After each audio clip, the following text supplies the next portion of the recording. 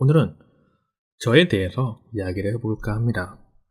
저는요, 영상에서도 언급을 했듯이 시각장애인입니다.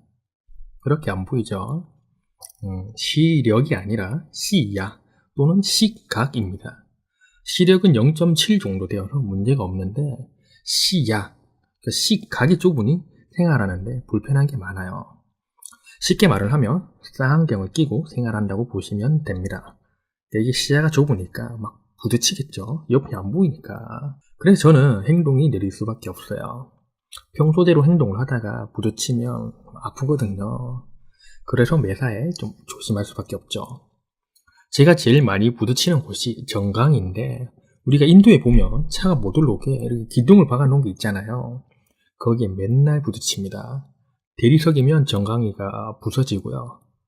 쌍안경을 쓰고 걸어보시면 제 마음을 아실 겁니다. 부딪힐 수밖에 없어요. 그게 안 보여서.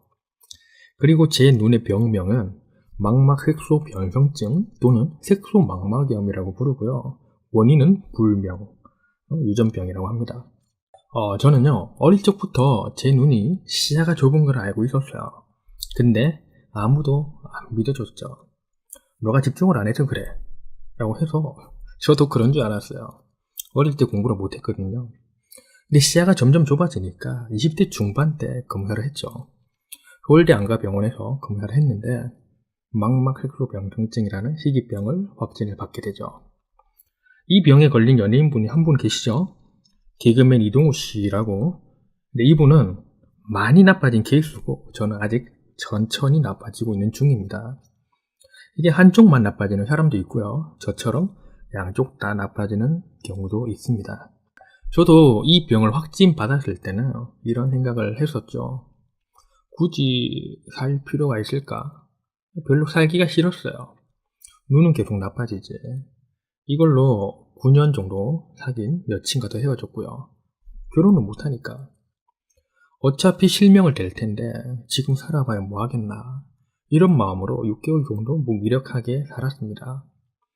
그렇게 하소연을 하다 보니까 내 몸만 더 힘들어지더라고요.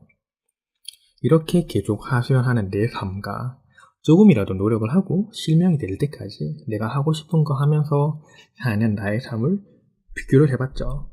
만족도는 당연히 후자가 더 좋겠죠. 그래서 바로 실행에 옮겼습니다. 제가 또 성격 하나는 좋거든요.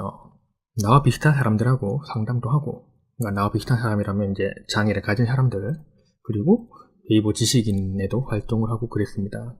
네이버 블로그에 글도 쓰고요. 상담을 하다가 좀 좋은 내용이다 싶으면 네이버 블로그에 포스팅도 하고 그렇게 살았죠. 그렇게 살다 보니까 삶의 질이 올라가더라고요. 내가 하고 싶은 걸 하니까 내 스스로도 만족이 되고, 아마 이게 전자처럼 우울하고 무기력하게 살았으면 저는 지금도 우울증에서 빠져나오지 못했을 겁니다. 반복된 삶은요, 발전을 할 수가 없거든요. 발전이란 걸 하고 싶어도 할 수가 없죠. 가만히 있으니까. 먹고, 자고, 싸고, 계속 이러면 비만 되지, 건강은 악화되지, 나한테 좋을 게 하나도 없습니다. 진짜로. 저 또한 실행에 옮겼을 때 한 번에 바뀌진 않았어요. 저도 사람인데 어떻게 한 번에 바뀌겠어요? 그래서 하나씩 했죠. 처음에는 블로그에 일기 형식으로 적으려고 했는데 적을 게 없더라고요. 그래서 어쩔 수 없이 네이버 지식인부터 한 거죠. 그렇게 하루, 이틀, 한 달 이렇게 하니까 30개의 컨텐츠가 쌓였겠죠. 그 중에 잘 된 거는 블로그에 올리고 계속 그런 식으로 살았습니다. 하다 보니까 재밌죠? 그리고 여유도 생겼겠다. 다른 커뮤니티 사이트에도 같이 하게 됩니다. 그리고 또 여유가 생겨서 재능 사이트인 크몽에서도 상담 등록을 하게 되고요. 제가 쉽게 저희 일대기를 설명을 드리자면 26살 때 대학교를 졸업을 하고 제가 부동산에 관심이 많아서 부동산 회사에 취업을 하게 됩니다. 근데 다니다 보니까 나와 안 맞더라고요. 그래서 두 번째로 관심 많았던 여성 의류 쇼핑몰을 창업하게 되죠. 그때가 27살. 근데 저한테 돈이 없었죠. 그래서 하루에 알바를 2탕씩, 3탕씩 뛰고 그랬어요. 그리고 부모님께 돈을 조금 빌려서 500만 원 빌렸나? 이렇게 쇼핑몰을 창업하게 됩니다. 그리고 1년 뒤에 망하게 되죠. 그게 28살 때 사업을 접었는데 그때 그와 동시에 이제 희귀병도 같이 진단을 받게 됩니다. 꼭 안 좋은 일은 한 번에 일어나죠. 그쵸? 그리고 29살 때 쇼핑몰 할 때 만났던 지인분이 운영하던 매장에서 잠깐 일을 하게 되었고요. 그리고 공인중개사 사무실에서도 잠깐 일을 했었습니다. 그분은 경매 위주로 했었는데 한 달에 한두 개 정도 낙찰을 받아서 바로 팔더라고요. 제가 그거를 20번 정도 봤는데 한 번도 실패를 안 하더라고요. 신기하게도. 그때 제가 느꼈죠. 아, 큰 돈을 벌려면 경매를 해야 되겠구나. 그리고 내가 다 알고 있으면 전혀 손해볼 게 없구나 라고 느꼈습니다. 그리고 저도 부동산 공부를 하게 되죠. 부자가 되기 위해서. 그렇게 5개월 정도 공부를 바짝 하고 시험을 쳤죠. 근데 떨어지게 됩니다. 그렇게 한 번 떨어지고 1년 제대로 더 공부를 해서 결국 붙었겠죠?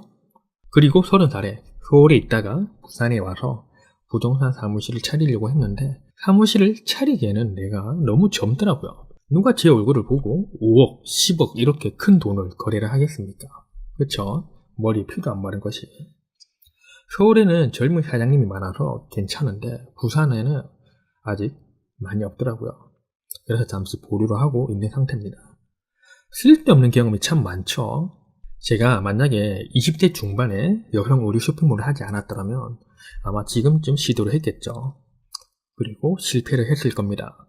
100%. 왜냐? 20대 중반에 가졌던 생각을 그대로 했을 테니까요.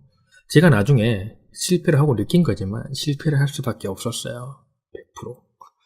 그러니 너무 실패에 대해서 두려워하지 말자고요. 그리고 하나 더, 제가 시야가 좁은 것도 있지만은 동시에 난청까지 있습니다. 기가 안 좋아요. 그래서 회사 생활이 많이 힘들긴 해요. 1대1 대화는 아무런 문제가 없는데 1대 다 또는 이렇게 조금만 멀어져도 잘 안 들립니다. 10년 전에 이 귀 때문에 그 어렵다는 공의를 갔으니 말 다 했죠. 이게 시야가 좋다 보니 옆에 사람이 있는지도 모르고 막 부딪히고 서류도 떨어뜨리고 그리고 떨어진 서류도 잘 못 찾고 그 서류가 옆에 있는데 나는 그거를 못 봐서 다 지웠다고 그냥 갑니다. 나 그냥 그대로 잃어버리는 거죠. 남들은 시야가 넓으니까 잘 찾아내는데 저는 막 1분씩 걸리고 그러니 힘들죠. 이렇게 쌍안경을 끼고 찾아봐요. 못 찾습니다. 옆에 있는 것도 못 봐요. 응? 그래서 혼자 할 수 있는 게 뭐가 있을까 싶어서 생각을 했더니 공인중개사가 좋겠다 싶어서 딴 거고요. 혼자 할 수 있으니까. 그래서 지금 뭐 하고 있느냐 라고 물으신다면 지금 나라에서 이렇게 국비로 지원해주는 장애인 교육원의 교육을 받고 있습니다. 대기업이나 공기업에서는 장애인을 의무적으로 뽑아야 하거든요. 그게 정규직이든 계약직이든. 제가 대기업이나 공기업에 취업을 하게 되면 땡큐고 취업을 못하게 되면 의류 말고 유행을 안 타는 물건을 팔아볼까 생각 중에 있어요. 40대에는 부동산 사무실을 차릴 예정이고요. 실명되기 전에 아둥바둥 하는 게 좋겠죠. 응? 실명이 안 되면 어쩔 건데. 응? 맞잖아요. 그리고 유튜브는 취미죠. 나중에 본업이 될 수도 있겠지만은 저는 플랜 B, 플랜 C를 가지고 있습니다. 그러니 여러분들도 장애인이라서 포기하지 않았으면 좋겠어요. 저도 들은 얘기인데 외국의 유명한 유튜버 중에 이분이 처음에 사고로 오른팔을 잃었다고 하더라고요. 근데 그분이 이제 컴퓨터로 일을 해야 되는데 타자 치기가 너무 어려웠답니다. 그래서 타자 연습을 했대요. 집단이는 이제 기록을 하려고 영상을 찍어놨는데 그게 유튜브에서 대박이 난 겁니다. 이게 사람들이 관심을 가져다 주니까 이 사람도 이제 더 열심히 해야겠다, 더 잘해야겠다 싶어서 더 노력을 했답니다. 한 손인데도 불구하고 타자 속도가 빨라지니까 본인도 좋고 그거를 보는 사람도 대리만족을 하게 되고 신기해서 쳐다보기도 하고 특히 장애인들에게 동기부여가 되었죠. 이제 장애인들 사이에서는 유명하다고 하더라고요. 조회수와 구독자 수가 많으니까 돈도 벌고 심지어 장애인협회에서도 강연을 해달라고 요청을 하더랍니다. 저도 찾아보려고 찾아봤는데 뭐라고 검색을 해야 될지 몰라서 못 찾겠더라고요. 다른 플랫폼일 수도 있겠지만은 근데 저는요, 그게 진짜든 아니든 충분히 가능성이 있다고 생각을 해요. 만약에 제가 사고로 한쪽 팔을 잃어버리잖아요. 그대로 따라할 겁니다. 제가 쉽게 말을 해서 죄송하긴 한데 진짜 그대로 따라할 겁니다. 그러니 저는 여러분들이 너무 무기력하다고 해서 우울해하지 않았으면 좋겠어요. 제가 쭉 상담을 해보니까 우울한 사람들에겐 공통적으로 하는 말이 있습니다. 잘하는 것은 물론이고 삶에 대해서 의욕이 없다고 말을 합니다. 그래놓고 발전이 없다고 하죠. 이게 사람은요, 막 무언가를 하다 보면 다른 게 생각이 나게 되어 있어요. 이렇게 뇌 구조상 그럴 수밖에 없습니다. 근데 저도 압니다. 무기력하다 보니 가만히 있다는 거. 근데 무기력할수록 더 움직여야 하거든요. 내가 A라는 걸 하면 B가 나올 수도 있고 A와 비슷한 A-C가 나올 수도 있어요. 근데 아무것도 안 한다? 안 나오죠. 아니, 못 나오죠. 설령 나오더라도 내가 실행하지 않으면 까먹습니다. 그러니 최소한 메모라도 하자고요. 나중에 할 수 있게끔. 저 또한 메모부터 시작을 했었고요. 그리고 하고 싶은 게 없다. 이런 분들은 제가 저번에 영상을 찍어 놓은 게 있는데 링크를 달아 드릴 테니 그 영상을 참고해 보시고요. 오늘 이야기가 좀 길어졌는데 여기까지 할게요. 오늘도 제 영상이 여러분의 가치관에 도움이 되셨기를 바라고요. 도움이 되셨다면 좋아요와 구독을 눌러주시면 매우 감사하겠습니다. 저는 다음 영상 때 찾아뵙겠습니다. 감사합니다.